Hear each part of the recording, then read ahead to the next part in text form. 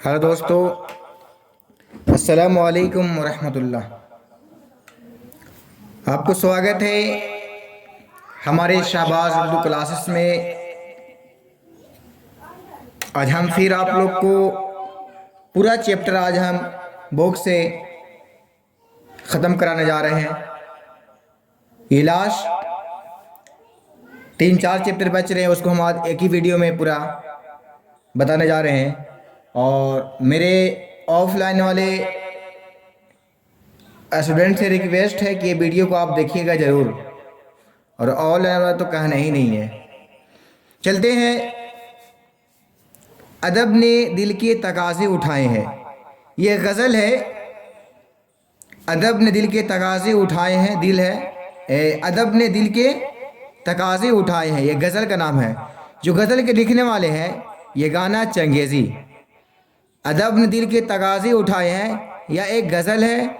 उनको लेखक यानी मुसन्निफ़ है यह गाना चंगेज़ी। अब हम चलते हैं आप लोग के सामने सवाल की तरफ। सवाल नंबर 1 बोल रहा है, यह गाना चंगेज़ी की किसी एक किताब का नाम लिखें। यह गाना चंगेज़ी की किसी एक किताब का नाम लिखें। तो जवाब देना है आपको। यह गाना चंगेज़ी की एक किताब का नाम आयतो जुदानी है। आयत वजदानी है। आयत जुदानी है। सवाल नंबर 2 बोल रहा है, यह गाना चंगेज़ी की वफ़ात कब और कहाँ हुई। वफ़ात मतलब मृत्यु यानी मौत। तो आपको जवाब देना है, यह गाना चंगेज़ी की वफ़ात 1956 ईस्वी में लखनऊ में हुई। 1956 ईस्वी में लखनऊ में हुई। सवाल नंबर 3 बोल रहा है, यह गाना चंगेज़ी का पूरा नाम क्या था। तो आपको जवाब देना है, यह गाना चंगेज़ी का पूरा नाम मिर्ज़ा वाजिद हुसैन यास। मिर्ज़ा वाजिद हुसैन यास यह गाना चंगेज़ी था। सवाल नंबर 4 बोल रहा है, यह गाना चंगेज़ी की पैदाइश कब और कहाँ हुई। 4 बोल रहा है, यह गाना चंगेज़ी की पैदाइश कब और कहाँ हुई। तो आपको जवाब देना है, यह गाना चंगेज़ी की पैदाइश 1884 ईस्वी को पटना सिटी के महल्ला मगलपुरा में हुई। सवाल नंबर 5 बोल रहा है, यह गाना चंगेज़ी के वालिद का नाम क्या था। तो आपको जवाब देना है, यह गाना चंगेज़ी के वालिद का नाम मिर्ज़ा गुलाम हुसैन उर्फ मिर्ज़ा प्यारे साहब थे। प्यारे साहब उर्फ में मतलब उर्फ होता ना किसी का नाम, तो प्यारे साहब के नाम से वो मशहूर हुए थे। उर्फ असल नाम क्या था, मिर्ज़ा गुलाम हुसैन उर्फ मिर्ज़ा प्यारे साहब था। सवाल नंबर 6 बोल रहा है, यह गाना चंगेज़ी की ज़िंदगी का बेशतर हिस्सा कहाँ गुजरा। यह गाना चंगेज़ी की ज़िंदगी का बेशतर हिस्सा कहाँ गुजरा है। तो आपको जवाब देना है 6 का, कि यह गाना चंगेज़ी की ज़िंदगी का बेशतर हिस्सा लखनऊ में गुजरा है। सवाल नंबर 7 बोल रहा है कि यह गाना चंगेज़ी के क्या मानी है। 7 बोल रहा है कि यह गाना के क्या मानी है। तो आपको जवाब देना है, यह गाना के मानी मजबूआ और यकता के है। मजबूआ और यकता के हैं। सवाल नंबर 8 बोल रहा है कि यह गाना चंगेज़ी पहले क्या तखल्लुस करते थे। तो जवाब देना है आपको कि यह गाना चंगेज़ी पहले यास तखल्लुस करते थे। यह गाना चंगेज़ी पहले क्या तखल्लुस करते थे। तो यह गाना चंगेज़ी पहले यास तखल्लुस करते थे, है ना। देखिए बता रहे हैं कि मिर्ज़ा वाजिद हुसैन यास इनका असल नाम था, है ना। यह गाना चंगेज़ी 17 अक्टूबर 1884 ईस्वी में पैदा हुए थे और उनकी वफ़ात हुई थी 1956 ईस्वी में, है ना। समझ में आ रहा बात को, माशाअल्लाह। अभी आपने यह गाना चंगेज़ी की 2 गज़लें पढ़े, उनके बारे में तफसील तक कि आप पहली गज़ल की बातों में गौर करते हैं कि इसका तीसरा शेर देखें, इस ज़मीन में दरिया साए है क्या क्या। तो बहुत तरह की कहानी इसकी गज़ल लिखे हैं, बहुत उम्दा सवालात है। तो इस गज़ल में यह गाना चंगेज़ी के यहाँ अनातियत ज़माने से نمرد آزمائی کا وہ جذبہ اور حوصلہ موجود ہے۔ پہلے شعر میں زمانے کی الزامات کو دور کرتے ہیں، یعنی بہت طرح کے جو ہے آپ سمجھ لے گا، پڑھے ہیں بک نا۔ چلیے ٹھیک ہے، ماشاءاللہ۔ چلیے پھر ہم چلتے ہیں، اس پر بھی دشمنوں کا کہیں سایہ پر ہے۔ یہ غزل کا نام ہے نا؟ ایک منٹ آپ کو بتا رہے ہیں، دیکھیے تو اس پر بھی دشمنوں کا کہیں سایہ پر ہے، تو جو لکھے ہیں خلیل الرحمن اعظمی، ان کو لیکھک کون ہے؟ تو خلیل الرحمن اعظمی جو غزل لکھے ہیں۔ چلتے ہیں سوال کی طرف۔ خلیل الرحمن اعظمی کی پیدائش کب اور کہاں ہوئی؟ تو دیکھیے خلیل الرحمن اعظمی کی علی گڑھ کے گانو سدھا سلطان پور میں 9 اگست 1927 عیسوی کو پیدا ہوئے۔ ان کے گھر میں مذہبی اور ادبی ماحول شروع سے قائم تھا۔ مذہبی ماحول اور ادبی ماحول شروع سے قائم تھا۔ ابتدائی تعلیم اعظم گڑھ میں ہوئے، بعد میں اعلیٰ تعلیم کے لیے وہ یعنی بول رہے ہیں کہ ابتدائی تعلیم بولا جاتا ہے شروعات کی تعلیم، پھر بعد میں وہ اعلیٰ تعلیم کے لیے یعنی اچھا تعلیم کے لیے وہ علی گڑھ آئے، پھر وہیں رہ کر مطلب پھر وہیں ہو کر وہ رہ گئے، مطلب وہیں رہ گئے ہے نا علی گڑھ میں۔ پھر اعظم گڑھ اور علی گڑھ کی علم پر فضامین ان کی ادبی پرورشوں پر درخواست ہوئی تھی، جس کا نتیجہ یہ تھا کہ BA کی طالب علم کے زمانے ہی میں انہوں نے آتش کی شاعری پر مشہور رسالہ نگار میں نکالے، یعنی بہت طرح کی ان کا ہے تو لمبا ہو جا رہا ہے۔ تو سوال نمبر 1 بول رہا ہے کہ خلیل الرحمن اعظمی کی پیدائش کہاں ہوئی؟ تو آپ کو جواب دینا ہے خلیل الرحمن اعظمی کی پیدائش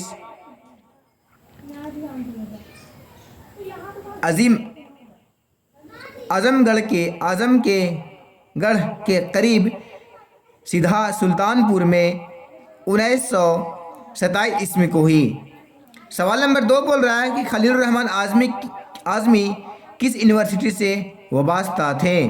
تو آپ کو جواب دینا ہے خلیل الرحمن اعظمی مسلم یونیورسٹی سے شعبہ اردو میں لیکچر کے عہدے پر مامور تھے۔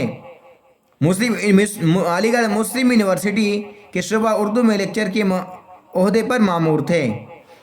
سوال نمبر 3 بول رہا ہے کہ خلیل الرحمن اعظمی کی کسی 2 شاعری مجموعے کا نام لکھیں۔ تو آپ کو جواب دینا ہے کاغذی پیروہن اور نیا عہد نامہ۔ کاغذی پیروہن ایک کا نام ہے اور دوسرا کا نام ہے نیا عہد نامہ، ان کے شاعری کی 2 مجموعے ہیں۔ سوال نمبر 4 بول رہا ہے خلیل الرحمن اعظمی کی وفات کب اور کتنی عمر میں ہوئی؟ بہت امپورٹنٹ سوال بول رہا ہے اس میں، ہے نا؟ خلیل الرحمن اعظمی کی وفات کب اور کتنی عمر میں ہوئی؟ تو آپ کو جواب دینا ہے خلیل الرحمن اعظمی کی وفات 1978 عیسوی میں صرف 51 سال کی عمر میں، یعنی خلیل الرحمن اعظمی 1978 عیسوی میں انتقال ہوئے تھے، صرف 51 سال کے تھے، ہے نا؟ سوال نمبر 5 بول رہا ہے کہ خلیل الرحمن اعظمی کے PhD مقالے کا کیا عنوان تھا؟ یعنی خلیل الرحمن اعظمی کے PhD مقالے کا کیا عنوان تھا؟ تو آپ کو جواب دینا ہے خلیل الرحمن اعظمی کے تخلیقی مقالے کا عنوان اردو میں ترقی پسند ادبی تحریک تھا۔ سوال بول رہا ہے 6 نمبر خلیل الرحمن اعظمی کی 2 معاصرین کے نام بتائیں۔ تو آپ کو جواب دینا ہے خلیل الرحمن اعظمی کی 2 معاصر شاعر ناصر زمی اور ابن الانشاء، ہے نا۔ سوال نمبر 7 بول رہا ہے کہ پہاڑ کاٹنے والا کی اصطلاح کس کے لیے استعمال کی جاتی ہے؟ بہت بہترین سوال، اور اس 2023 میں یہ والا دے گا کوشچن۔ سوال نمبر 7 بول رہا ہے کہ پہاڑ کاٹنے والے کی اصطلاح کس کے لیے استعمال کی جاتی ہے؟ تو آپ کو جواب دینا ہے پہاڑ کاٹنے والے کی اصطلاح فریاد کے لیے استعمال کی جاتی ہے۔ سوال نمبر 8 بول رہا ہے خلیل الرحمن اعظمی کہاں پیدا ہوئے تھے؟ تو آپ کو جواب دینا ہے اعظم گڑھ کے گاؤں سدھا سلطان پور میں خلیل الرحمن اعظمی پیدا ہوئے۔ سوال نمبر 9 بول رہا ہے خلیل الرحمن اعظمی کا پیشہ کیا تھا؟ یعنی پیشہ مطلب کام دھندہ کیا تھا؟ تو جواب دینا ہے آپ کو 9 کا خلیل الرحمن اعظمی کا پیشہ علی گڑھ میں تدریس کا تھا۔ تدریس یعنی درس کا تھا، یعنی اردو لیکچر تھے تو درس دیتے تھے، پڑھاتے تھے، تدریس کا تھا۔ سوال نمبر 10 بول رہا ہے کتاب اور اردو میں ترقی پسند ادبی تحریک کس کی لکھی ہوئی ہے؟ کتاب اردو میں ترقی پسند ادبی تحریک کس کی لکھی ہوئی ہے؟ تو آپ کو جواب دینا ہے اردو میں ترقی پسند ادبی تحریک خلیل الرحمن اعظمی کی لکھی ہوئی ہے نا۔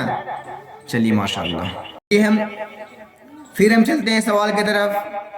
تو سوال نمبر 9 ہے غم ارشد، جو قطع تاریخ ہے، یعنی ایک غم لکھا گیا تھا غم ارشد، ان کا نام ہے قطع تاریخ، جو عطا ککوی لکھے ہیں۔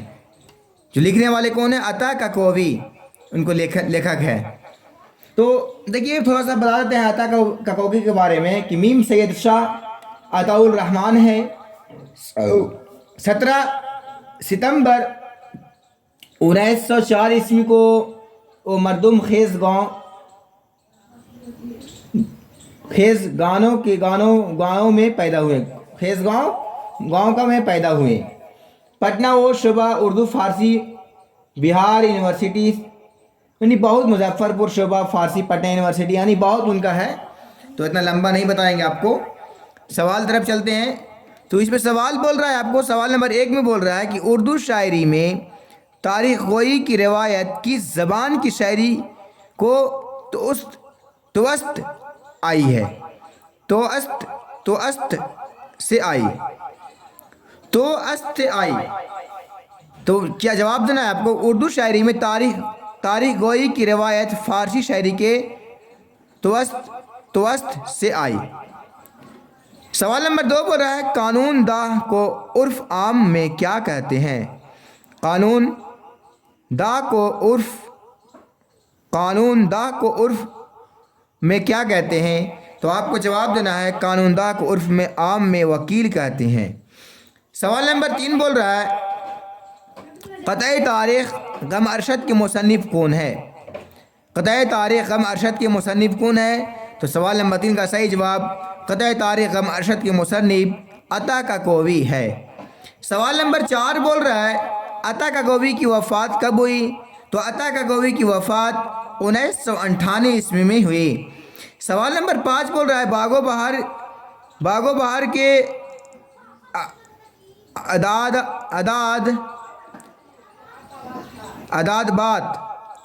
بتائیں، یعنی باغ و بہار کے اعداد بتائیں۔ تو باغ و بہار کے اعداد بتائیں، تو آپ کو جواب دینا ہے باغ و بہار کے اعداد 1226 ہیں، ہے نا۔ سوال نمبر 6 بول رہا ہے محمد کے اعداد بتائیں، یعنی محمد کے معنی بتائیں۔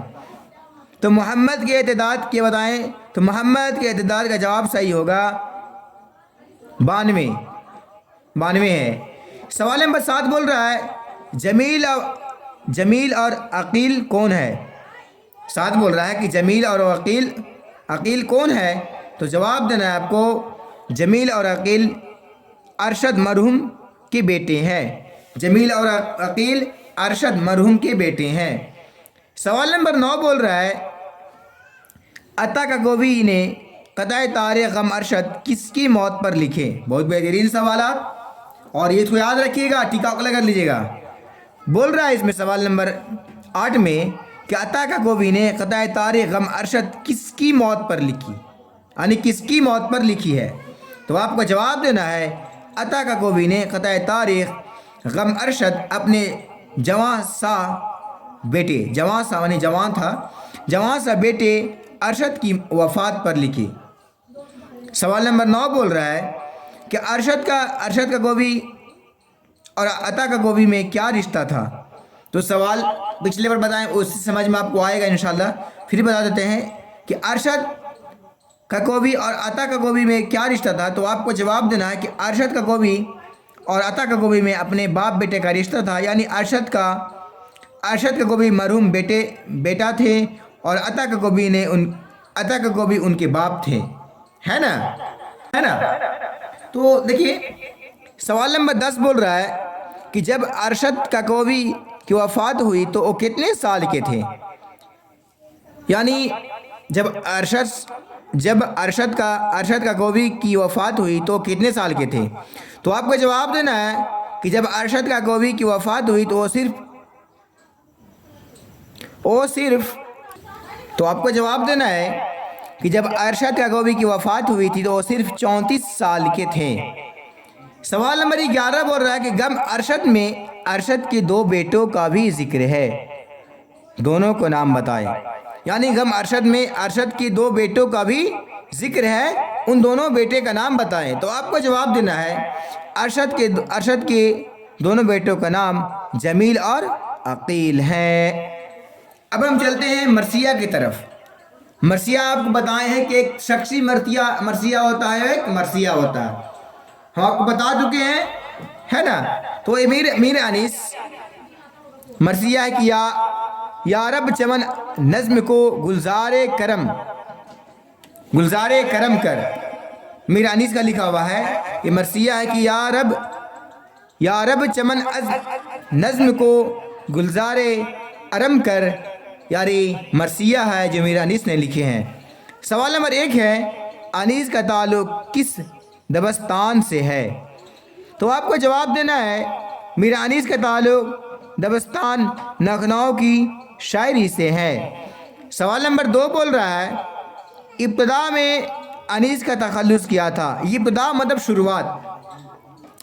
सवाल नंबर 2 है कि इब्तिदा में अनीस का तखल्लुस किया था। तो जवाब देना है आपको इब्तिदा में अनीस का तखल्लुस हज़े था, है ना, हज़े था। सवाल नंबर 3 बोल रहा है कि मरसिया किस लफ्ज़ से मुश्तक़ है? माशाल्लाह बहुत बेहतरीन सवालात। मरसिया किस लफ्ज़ से मुश्तक़ है? तो आपको जवाब देना है 3 का कि मरसिया लफ्ज़ अरबी लफ्ज़ से रेसा से मुश्तक़ है। सवाल नंबर 4 बोल रहा है कि अनीस के इस्लाफ में किस मसनवी निगार का नाम आता है? तो आपको जवाब देना अनीस के इस्लाफ में मीर हसन मसनवी का निगार नाम आता है, जो उनके दादा थे, मीर अनीस के दादा थे। सवाल नंबर 5 बोल रहा है कि मुश्तरकी शायरी में मरसिया किसे कहते हैं? तो 5 का सही जवाब देना है आपको मुश्तरकी शायरी में मरसिया इस नज़्म को कहते हैं जो किसी की मौत पर लिखी जाए, है ना। सवाल नंबर 6 बोल रहा है कि मीर अनीस किस तरह के शायरी के लिए मशहूर हैं? तो आपको जवाब देना है कि मीर अनीस मरसिया निगारी के लिए मशहूर हैं। सवाल नंबर 7 बोल रहा है कि उर्दू के मशहूर मसनवी निगार मीर हसन मीर अनीस कौन थे? तो आपको जवाब देना है 7 के उर्दू के मशहूर मसनवी निगार मसनवी सेहरुन बयान के मुसन्निफ मीर हसन मीर अनीस के दादा थे। सवाल नंबर 8 बोल रहा है कि मीर अनीस की पैदाइश कब और कहाँ हुई? तो आपको जवाब देना है मीर अनीस की पैदाइश फैज़ाबाद में 1802 ईस्वी को हुई। सवाल नंबर 9 बोल रहा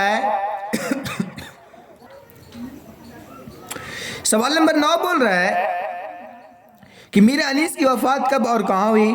तो आपको जवाब देना है मीर अनीस की वफ़ात लखनऊ में 1874 ईस्वी को हुई। सवाल नंबर 10 बोल रहा है कि मीर अनीस का पूरा नाम क्या था? ये भी नाम याद रखिएगा कि मीर अनीस का पूरा नाम क्या था। तो आपको जवाब देना है मीर अनीस का पूरा नाम میر جبر علی انیس تھا. میر جبر علی انیس تھا. میر انیس کا اصل نام پورا نام کیا تھا؟ تو میر جبر علی انیس تھا. لکھے گا انشاءاللہ. سوال نمبر 11 بول رہا ہے کہ میر انیس کے ایک اہم اثر کا نام بتائے. اثر کا نام بتائے. تو آپ کو جواب دینا ہے میر انیس کے ایک اہم اثر مرزا سلامت علی دبیر تھے. سوال نمبر 12 بول رہا ہے سراپا کس صنف کا جز ہے؟ سراپا کس صنف کا جز ہے؟ تو آپ کو جواب دینا ہے سراپا صنف مرثیہ کا جز ہے. تو آج کا ٹاپک میرا یہیں تک تھا. اور جس کو ابھی اگر ایگزام 2023 دے رہے ہیں جس میں گرامر کے لیے جو پوچھنا چاہتے ہیں یا کچھ کے لیے سبجیکٹیو آبجیکٹیو کے لیے، تو ہمارے کمنٹ میں بتائیں. انشاءاللہ میں ضرور بتاؤں گا. آپ کو واٹس ایپ نمبر پہ سینڈ کروں گا. تو میں آپ سے مہربانی ہے کہ میرے چینل کو سبسکرائب کریں، لائک کریں، کمنٹ کریں. السلام علیکم. اور آپ کو استقبال ہے، آپ کا خیر و مقدم ہے میرے چینل پہ جڑنے کے لیے. السلام علیکم ورحمۃ اللہ.